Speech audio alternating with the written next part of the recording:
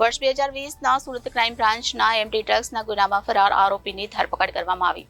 આરોપી વિરુદ્ધ અગાઉ વર્ષ 2023માં પણ ક્રાઇમ બ્રાન્ચ પોલીસ ચોપડે એનડીપીએસનો ગુનો નોંધાયો હતો. એ વેલનગુડી ગામમાં આવેલા કાલભૈરવ મંદિરમાં ઉપાસક બની ગયો હતો. વર્ષ 2020ના સુરત ક્રાઇમ બ્રાન્ચના એમડી ડ્રગ્સના ગુનામાં ફરાર આરોપીની ધરપકડ કરવામાં આવી છે. આરોપી વિરામની ઉર્ફે અન્ના ઉર્ફે પાંડુરંગા આંડિયાપાનની ધરપકડ કરવામાં આવી છે. આરોપી વિરુદ્ધ અગાઉ વર્ષ 2023માં પણ ક્રાઇમ બ્રાન્ચ પોલીસ ચોપડે એનડીપીએસનો ગુનો નોંધાયો હતો. જે ગુનામાં આરોપી નાસ્તો ફરતો હતો. વચગાળાના જામીન મેળવ્યા બાદ ફરાર આરોપી તમિલનાડુમાં છુપાયો હતો. આરોપી ફરાર થયા બાદ તમિલનાડુના શિવાગંગા જિલ્લાના એ વેલનગુડી ગામમાં આવેલા કાલભૈરવ મંદિરમાં ઉપાસક બની ગયો હતો. જ્યોતિષ વિદ્યા હાસિલ કરી મંદિરમાં આવતા ભક્તોના ભવિષ્ય જોવાનું કામકાજ કરતો હતો. જેની આડમાં છુપાઈને પોલીસ ધરપકડથી બચવા માટે છુપાયો હતો. અગાઉ ક્રાઇમ બ્રાન્ચે ડુમસ ખાતેથી 1011.82 કિલોગ્રામ એમડી ડ્રગ્સનો જથ્થો ઝડપી પાડ્યો હતો. જે કેસમાં ક્રાઇમ બ્રાન્ચે અગાઉ 1 કરોડથી વધુના મુદ્દા માલ સાથે 18 આરોપીઓની ધરપકડ કરી હતી. આરોપીઓ પૈકી સલમાન મોહમ્મદ હનીફ ઝવેરી અને મનોજ લક્ષ્મણ પાટીલ પેરોલ પર ફરાર હતા. જેમાં સલમાન ઝવેરીની ક્રાઇમ બ્રાન્ચે નેપાળ બોર્ડર નજીક બિહાર ખાતેથી વર્ષ 2023ના જૂન માસમાં ધરપકડ કરી હતી. જ્યારે મનોજ પાટીલ સહિત અન્ય આરોપીઓને થાણે ક્રાઇમ બ્રાન્ચે 55.53 લાખના એમડી ડ્રગ્સ બનાવવાના મુદ્દા માલ સાથે ઝડપી પાડ્યા હતા. મનોજ લક્ષ્મણ પાટીલ અને વિરામની અન્નાએ વર્ષ 2020માં મહારાષ્ટ્ર રાયગઢ ખાતે એમડી ડ્રગ્સ બનાવવાની ફેક્ટરી નાખી હતી. જે સમયે આરોપીઓ સુરતની લાજપોર જેલમાં બંધ હતા. જે દરમિયાન જેલમાં બંધ વિરામની અન્ના અને ઘનશ્યામ મુલાણી, સુનિલ કૌશિક, ગજાનન શર્માએ મળી એમડી ડ્રગ્સ બનાવવાની ફેક્ટરી નાખવાનું કાવતરું રચ્યું હતું. જેમાં પેરોલ જપ્ત કરી વિરામની અન્ના ફરાર થઈ ગયો હતો. સુનિલ કૌશિક, ગજાનન શર્મા જેલમાં રહી મોબાઈલ ફોનથી બંનેના સંપર્કમાં હતા. હરિયાણા ખાતેથી પોતાના પિતા ગજાનન શર્મા પાસેથી એમડી ડ્રગ્સ બનાવવાનું રો મટીરિયલ મંગાવ્યું હતું. રાજસ્થાનના પાલી જિલ્લાના પાટી ગામમાં રો મટીરિયલ સંતાડાયું હતું. જે બાદ વાપી વિસ્તારમાં એમડી ડ્રગ્સ બનાવવાની ફેક્ટરીની શોધમાં હતા.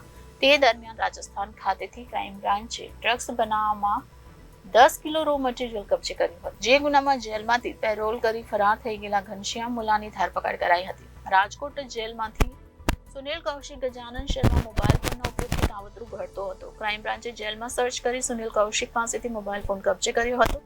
જે બાબતે ક્રાઇમ બ્રાન્ચ અલગથી ગુનો રજીસ્ટર કર્યો હતો.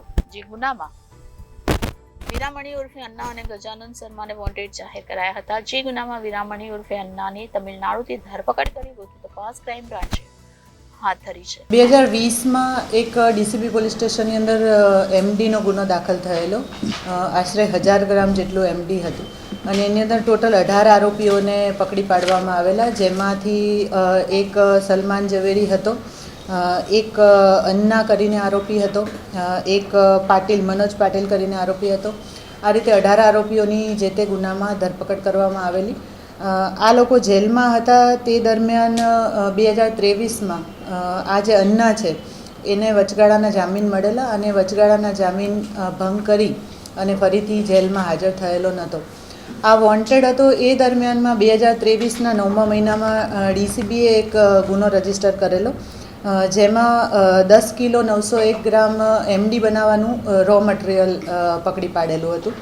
આ ગુનામાં પણ આ જે અન્ના છે એ વોન્ટેડ થયેલો અને એની હકીકત એવી હતી કે આ અન્ના છે એ ઘનશ્યામ મુલાણી અને સુનિલ શર્મા આ લોકો જેલમાં હતા અને જેલમાં એ લોકોએ એમડી બનાવવાની ફેક્ટરી નાખવાનું કાવતરું ઘડેલું.